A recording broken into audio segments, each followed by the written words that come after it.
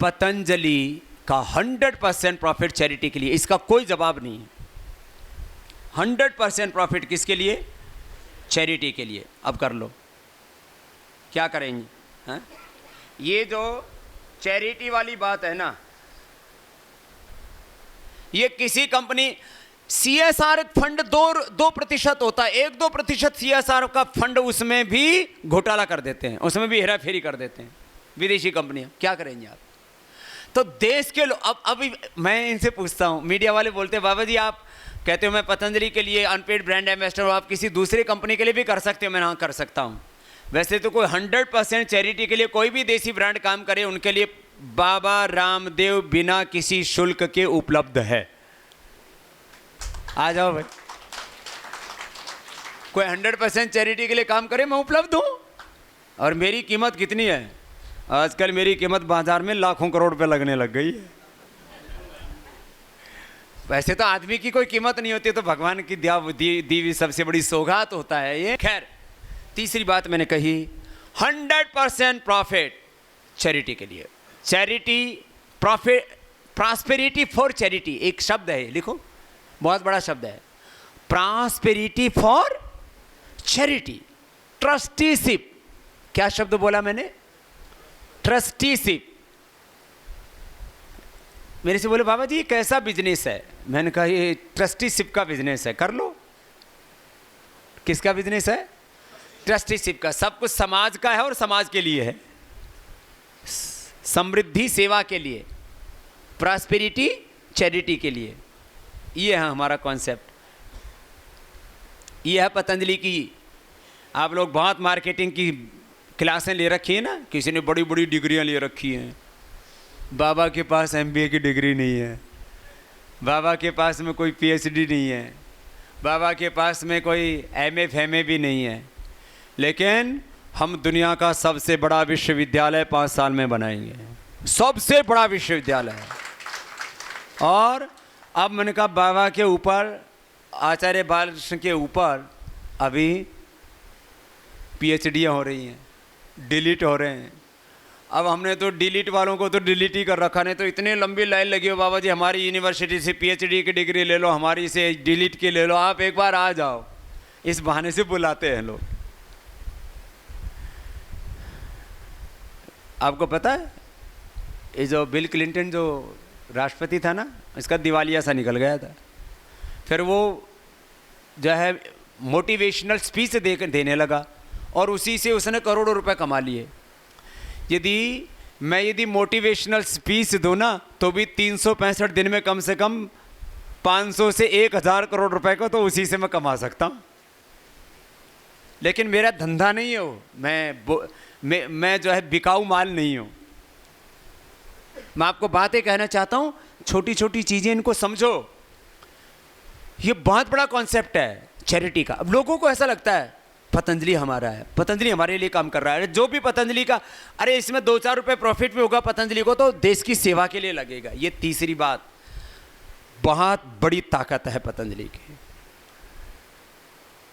चौथी बात पतंजलि की बहुत बड़ी ताकत है रिसर्च। देखो, जब तक रिसर्च नहीं होगी तब तक लोग भरोसा नहीं करते। अभी हम लोग एनिमल ट्रायल से लेकर के ह्यूमन ट्रायल सभी दवाइयों के ऊपर कर रहे हैं। अभी जो आपको दिव्य फार्मेसी की जो सेल है ना, वो आप लोगों को जितनी दिख रही है, आने वाले 2-3 सालों में ये 10 गुनी होने वाली है। कितनी? 10 गुना। दिव्य फार्मेसी कितनी गुनी होने वाली है? 10 गुना होने वाली है कम से कम। अभी 500-600 करोड़ से 5-6 हज़ार करोड़ तो पतंजलि की दिव्य फार्मेसी हो जाएगी। इसलिए जितने भी पतंजलि चिकित्सालय, आरोग्य केंद्र और मेगा स्टोर चल रहे हैं, उनको घबराने की ज़रूरत नहीं है। कितना ही ओपन मार्केट में पतंजलि आ जाए, जितने आज पतंजलि चिकित्सालय, आरोग्य केंद्र खड़े हुए हैं, ये 10 गुना और ज़्यादा ताकतवर बनेंगे। ये आज हम आपको मैं ये भी कहना चाहता हूँ। क्यों? क्योंकि हमने सारा शुरू कर दिया है सब काम। करीब 500 करोड़ रुपए तो अभी हम लगा चुके हैं और आने वाले समय में इस पर भी हज़ारों करोड़ रुपए रिसर्च में खर्च करने वाले। चैरिटी के 3 काम हम बड़े करने वाले हैं। आपसे कोई पूछे कि पतंजलि चैरिटी किस में करता है, तो 3 बड़े काम कर रहे हैं हम। एक, रिसर्च, दूसरा मतलब जड़ी बूटियों पर रिसर्च, दूसरा गाय पर रिसर्च। जो 5 किलो दूध देने वाली गाय है वो 50-60 किलो दूध देगी। हिंदुस्तान में 3 साल में गाय भी पैदा कर देंगे हम। अगले साल बछड़ी पैदा हो जाएंगी, 3 साल में गाय बन जाएंगी। 5 किलो दूध देने वाली गाय कितना दूध देगी? 50 kilo. Embryo transplantation, breed selection and semen selection. बछड़ियाँ पैदा होंगी, बछड़े पैदा ही नहीं होंगे। और जो अच्छी नस्ल वाली गाय, उनके सीड के कलेक्शन, ब्रीड का कलेक्शन कर रहे हैं। और एम्ब्रियो ट्रांसप्लांटेशन, जो गाय 3 किलो दूध दे रही है उसी के कोख में हम वो डाल देंगे भ्रूण, जैसे सैरोगेट मदर होती हैं ऐसे। ये 3 बड़े काम, गाय के ऊपर रिसर्च, जड़ी बूटियों पर रिसर्च, और तीसरा एजुकेशन। 80% पैसा हम एजुकेशन में लगाएंगे और देश के लाखों नहीं करोड़ों बच्चों को पढ़ाएंगे और उनको मॉडर्न एजुकेशन भी देंगे, एंशिएंट एजुकेशन भी देंगे। वैदिक आध्यात्मिक संस्कार युक्त शिक्षा, वैदिक शिक्षा और modern education, new world, new education system, new world से connectivity, new science, new technology, new skills, सब कुछ देंगे उनको। मैं बोलता हूँ हम कैसे स्कूल बनाना चाहते हैं? आध्यात्मिक आधारशिला मजबूत करके, स्पिरिचुअल फाउंडेशन तैयार करके बच्चों को knowledge, science, technology, time and skill, इनको वेल्थ में कैसे कन्वर्ट करना है, ये हम सिखाने वाले हैं। ये है बड़ा सिस्टम। अब भारत में विदेशी ब्रांड नहीं चलेंगे, अपितु भारत के ब्रांड अब एमएनसी बनेंगे। ये अब आगे का काम होने वाला है। भारतीय बहुराष्ट्रीय कंपनी अब ये होगा। अभी तो विदेशी बहुराष्ट्रीय कंपनियां थी, अब क्या होगा? स्वदेशी बहुराष्ट्रीय बनेगा। और उसके पीछे लूटने का आधार नहीं होगा, साम्राज्यवाद की सोच नहीं होगी। स्थायी, समग्र, सात्विक, ग्राम गरीब उन्मुखी विकेंद्रित विकास, ये इतना बड़ा दर्शन है स्वदेशी का। 4 शब्दों में आप लोगों को पता होना चाहिए स्वदेशी का दर्शन भी क्या बोला? समग्र, इंक्लूसिव, स्थायी, सस्टेनेबल, सात्विक, पायस और विकेंद्रित, डिसेंट्रलाइज डेवलपमेंट, ग्राम गरीब उन्मुखी। ये इतने बड़ा दर्शन है। ये है स्वदेशी की समृद्धि। ये समझ में आई फिलॉसफी? ये हमारी इकोनॉमिकल आइडियोलॉजी है। आइडियोलॉजी होता है ना, political ideology, social ideology, spiritual ideology. ये आइडियोलॉजी हमारी किसकी आइडियोलॉजी है? ये प्रॉस्पेरिटी की आइडियोलॉजी, समृद्धि की आइडियोलॉजी, ग्रोथ की आइडियोलॉजी। ग्रोथ आइकॉन है ना पतंजलि, तो ये ग्रोथ क्या है? ये है ग्रोथ। खैर, क्या बताई मैंने आपको? चौथी बात, रिसर्च।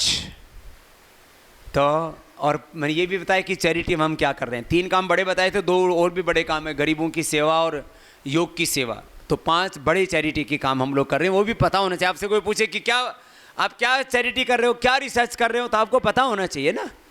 तो रिसर्च बेस्ड प्रोडक्ट है हमारे सारे जितने भी प्रोडक्ट हैं, चाहे वो मेडिसिन्स हैं, चाहे वो फूड है, चाहे वो कॉस्मेटिक है, चाहे अब इसमें अलग अलग और भी चीज़ों को हम लेकर के आएंगे डिफरेंट सेक्टर में। जहाँ भी हम जाएंगे, किसको लेकर के जाएंगे? ज्ञान और विज्ञान का प्रकाश लेकर के जाएंगे। साइंस और टेक्नोलॉजी, स्किल, नॉलेज, ये है न्यू वर्ल्ड के साथ कनेक्टिविटी। हाँ, तो रिसर्च बेस्ड सब प्रोडक्ट हैं पतंजलि के।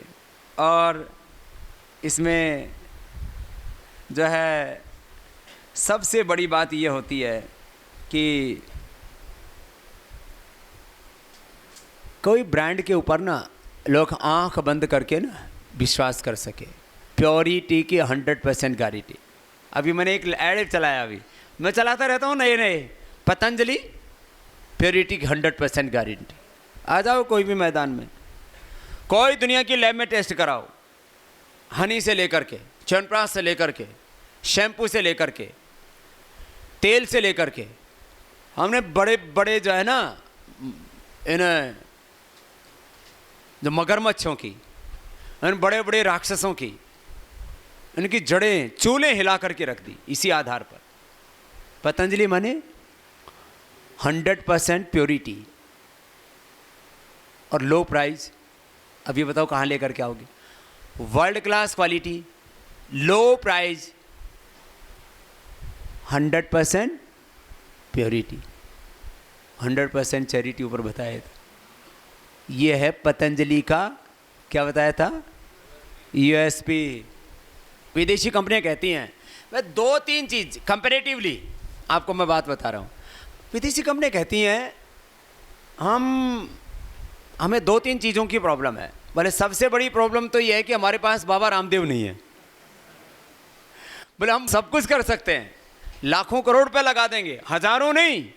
बोले हम पूरी दुनिया में जो प्रॉफिट होता है वो भी हिंदुस्तान में लगा करके हम यहाँ से हटना नहीं चाहते, क्योंकि ये हिंदुस्तान से भगी और पूरी दुनिया से इनका सूर्यास्त हो जाएगा। क्योंकि जो हिंदुस्तान में पराजित हो गया फिर उनको उनके देश में भी जाकर के ठोकेंगे और दूसरे देशों से भी उनको भगाएंगे।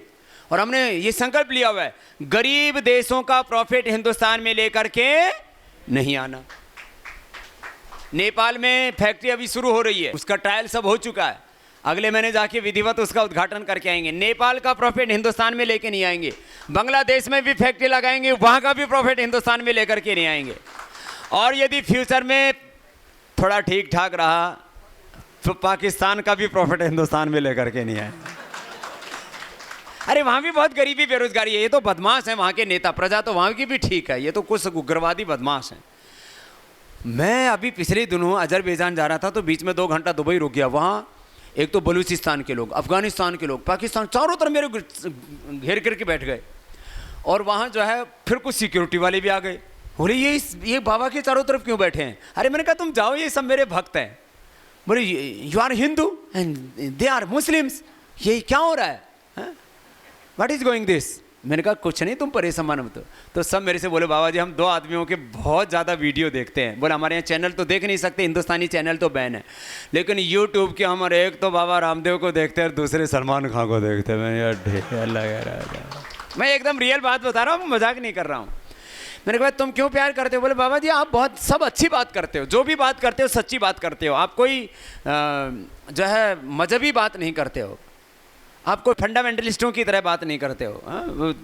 जो बोले आप जो बात कर रहे हो, बोला आप बाबा जी हम तो जब भी कोई हमारा हिंदुस्तान से आदमी आता है तो पतंजलि के प्रोडक्ट्स भर भर के मंगवाते हैं। और थोड़े ही दिनों में आप देखना पूरी दुनिया में तो पतंजलि के प्रोडक्ट्स की इतनी डिमांड है ही, थोड़े ही दिनों में पाकिस्तान, अफगानिस्तान सहित पूरा दुबई में तो पतंजलि के प्रोडक्ट भरे पड़े हैं। हमने उर्दू में और उसमें क्या है अरबी में लेबल बना दिए उनके, हाँ चारों तरफ टूट करके पड़ रहे हैं लोग। आप देखना थोड़े ही दिनों में वर्ल्ड का सबसे बड़ा ब्रांड पतंजलि होगा, ये होने वाला है।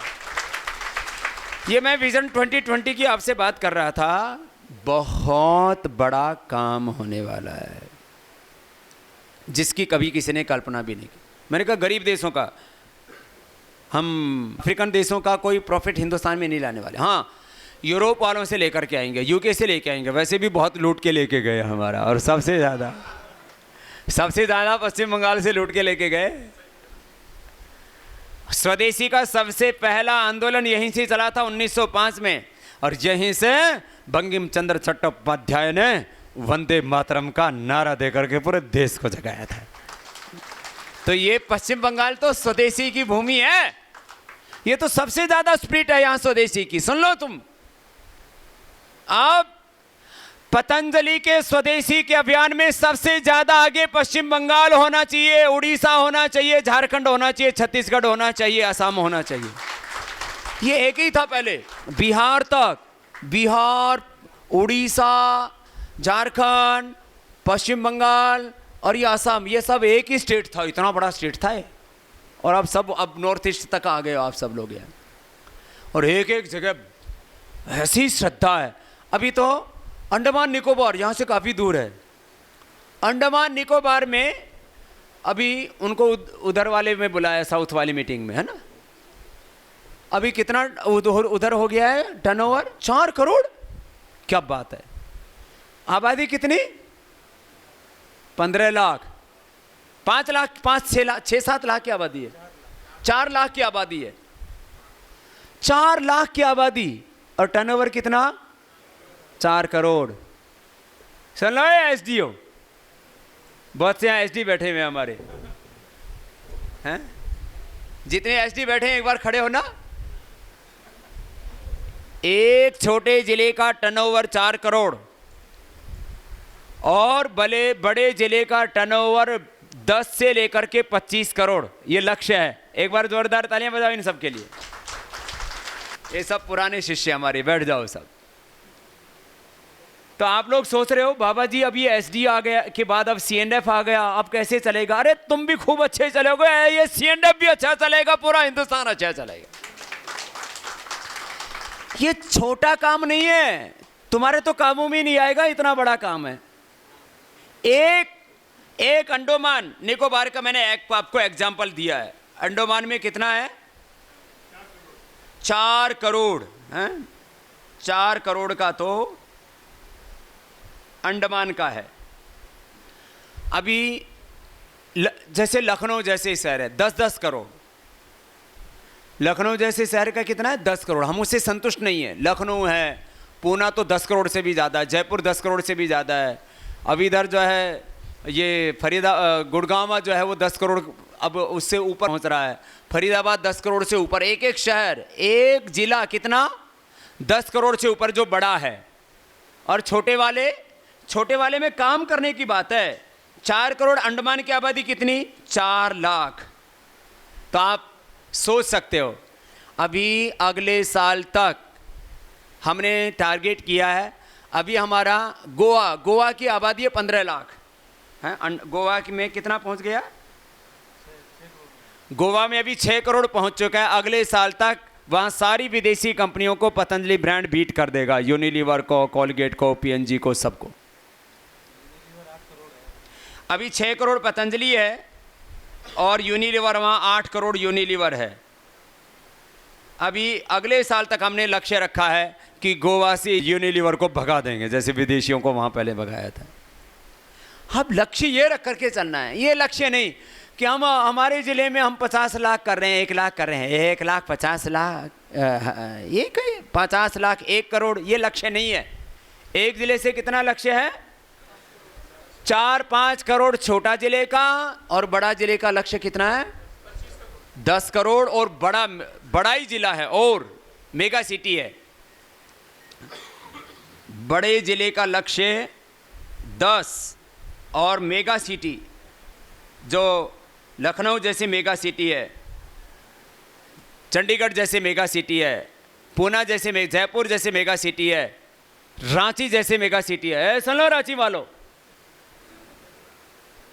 ये तो केजरीवाल तो इधर बैठा है, ये दिल्ली वाला केजरीवाल नहीं है, ये रांची वाला केजरीवाल है। रांची 10 करोड़ होना चाहिए कम से कम अभी, और अगले साल 25 करोड़। कितना है अभी रांची? बताओ, छोटा कर रहे हो। अभी 10 करोड़ होना जाना चाहिए अगले महीने तक। एक बीट प्लान में कितना दिन लगता है पूरा कंप्लीट करने में? 7 दिन। 7 दिन में तुम हिस्ट्री बना सकते हो। मिनिमम 1 वीक, मैक्सिमम 1 मंथ, इससे ज्यादा किसी को टाइम नहीं मिलेगा। खबरदार, या तो काम करना पड़ेगा या तुम्हें भी एमएनसीज की तरह यहां से भागना पड़ेगा। या तो जागो नहीं तो भागो। जो नहीं जागेगा वो अब भागेगा।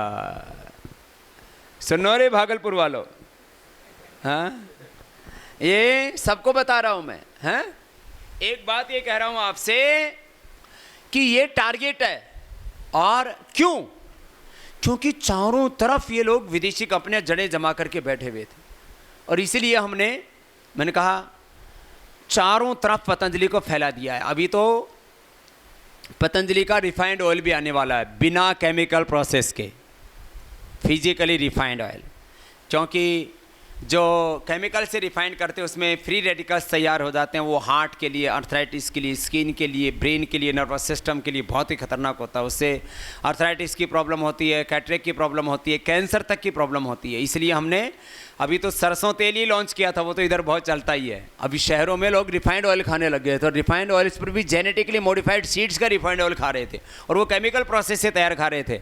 अभी rice brown oil, without chemical process के, जिसमें नेचुरल प्रॉपर्टी रहती है, एंटीऑक्सीडेंट्स रहते हैं, और वो अच्छे कोलेस्ट्रॉल को बढ़ाते हैं और ख़राब कोलेस्ट्रॉल को घटाने वाले तेल हैं। तो राइस ब्रान ऑयल, मूंगफली का ऑयल, और साउथ ऑफ इंडिया के लिए नारियल का तेल, ये नए ब्रांड भी लेके आने वाले। तो तेल का ही बाजार 2 लाख करोड़ का है। कितना? तो मेरे से बोलते पतंजलि कितना बड़ा ब्रांड होगा बाबा? मैंने कहा 2 लाख करोड़ में कम से कम 25% हिस्सा तो 2 सालों में ही पतंजलि का होगा। 50,000 करोड़ का तो हम तेल उपलब्ध कराएंगे हिंदुस्तान को, इतना बड़ा ब्रांड होगा। वो समझ में आई? बोले बाबा जी ये काम देख करके खुशी तो बहुत हो रही है कि हम पतंजलि इतने बड़े ब्रांड से जुड़ रहे हैं जो दुनिया में हिस्ट्री क्रिएट कर रहा है, लेकिन हमको लग रहा है हम कर कैसे पाएंगे? तुम क्यों परेशान हो रहे हो? तुम अपना काम करो ना। तुम अपना एक जिले का डिस्ट्रीब्यूटरशिप जो दे रखा उसको सोचो। एक एसओ को 2 से 4 डिस्ट्रीब्यूटर्स दिए हुए, तो 4 डिस्ट्रीब्यूटर देखो। तुम क्यों परेशान हो रहे हो? काम बढ़ेगा तो और बढ़ा देंगे, टीएसआई या जो है सेल्समैन या एसओ बढ़ा देंगे, क्या दिक्कत है? जो भी अच्छा आदमी आए, मैं अभी जो है, क्योंकि हम कुछ बातें आस्था के माध्यम से भी लोगों तक पहुंचाते हैं, लोगों में उत्सुकता रहती है, तो एक बात मैं और कहना चाहता हूं। जो भी आप हिंदुस्तान में किसी भी घर में अच्छे बच्चे हैं, जो सेल्स में, उनको सेल्स में हम लेने के लिए तैयार हैं। जो प्रोडक्शन में हैं उनको प्रोडक्शन में लेने के लिए तैयार है। जो ऑपरेशंस में, उनको ऑपरेशंस में लेने के लिए तैयार है। अभी आने वाले 1 साल के भीतर पतंजलि का 1 लाख करोड़ से ज़्यादा, 1 लाख करोड़ स्क्वायर फीट से ज़्यादा तो कंस्ट्रक्शन होने वाला है। कितना? 40 लाख स्क्वायर फीट कंस्ट्रक्शन। 40 से अभी 40 लाख तो खाली डोमेस्टिक मार्केट के लिए था।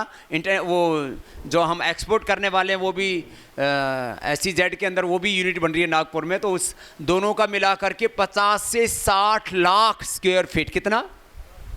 50 से 60 लाख स्क्वायर फीट तो वहीं होगा नागपुर में, और इससे ज़्यादा होगा शायद नोएडा में। फिर अगला मिलाकर के 1 लाख स्क्वायर फीट से ज़्यादा तो 1 साल में होने वाला है। उसके बाद में हो सकता है 2 लाख करोड़ स्क्वायर फीट। गिनती सुनी है कभी इतने कंस्ट्रक्शन की? देखा है कभी? मुझे लगता है एक बार तुम्हारा, फिर अगले साल तक जब ये पूरा कंस्ट्रक्शन तैयार हो जाएगा तो सारे सेल्स टीम को एक तीर्थ कराना पड़ेगा, ये स्वदेशी तीर्थ। तुम अपने आंखों से देखोगे तब तुम्हें पता लगेगा कि कितना बड़ा स्वदेशी का ये सात्विक साम्राज्य है।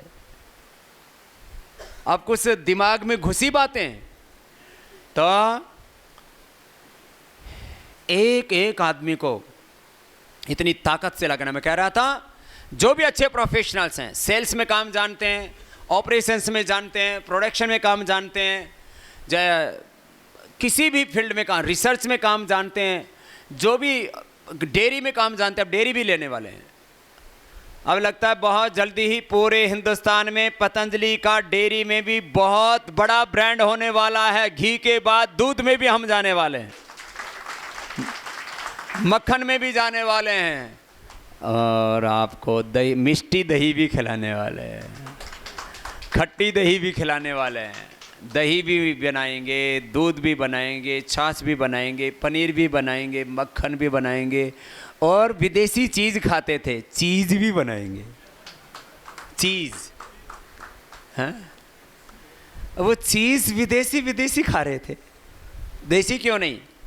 तो मैं कह रहा था कोई डेयरी फील्ड में काम कर रहा है उसका भी पतंजलि में स्वागत है। अभी तो हमने पतंजलि का पूरा एक जो है, किस नाम से बना रखी है एक आईडी जिसमें लोग कोई भी डाल देते हैं,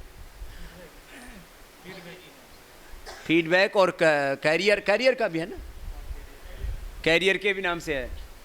बहुत वो पता लग जाएगा, आप जैसे ही सर्च करोगे, बहुत हमने कर रखा है। और Naukri.com के ऊपर तो पतंजलि की तरफ भीड़ लगी पड़ी है। जैसे ही पतंजलि का कोई भी हम डालते हैं कि इसमें हमको चाहिए, तो Naukri.com काफ़ी पुराना हो गया है, तो उसमें तो लोग थोक में डाल देते हैं। हम 10 हम लोग कोई प्रोफेशनल चाहिए तो 100 लोग डालते हैं। और आप लोगों की जानकारी के लिए बड़े बड़े MNC ब्रांड में भी भगदड़ मची हुई है।